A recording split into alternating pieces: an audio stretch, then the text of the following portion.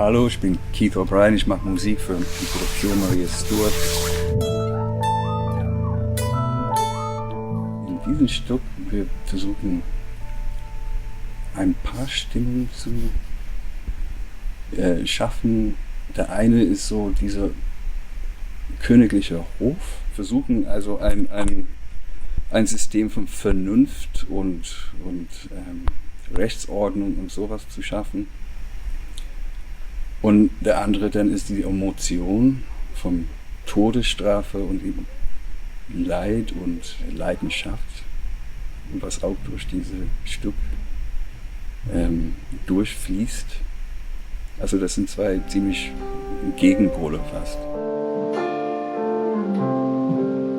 Ich versuche immer ein bisschen, natürlich, weil in Sprachtheater hat die Text und Schauspiel und andere Elemente öfter Hoheit. Deswegen spielt die Musik oft eine unterstützende Rolle.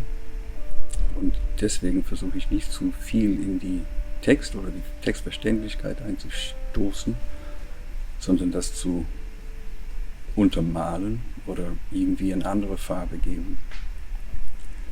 Und das ist natürlich immer interessant, weil wie spielt man mit sowas? Und öfter, ich verknüpfe mich nicht an die Inhalt des Textes, sondern die Emotion oder die Gesten oder die Gänge von den Schauspielern.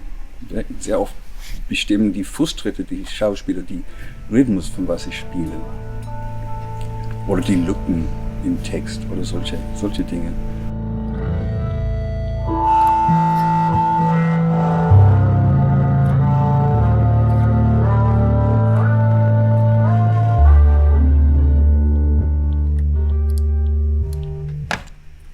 Bisschen unsauber.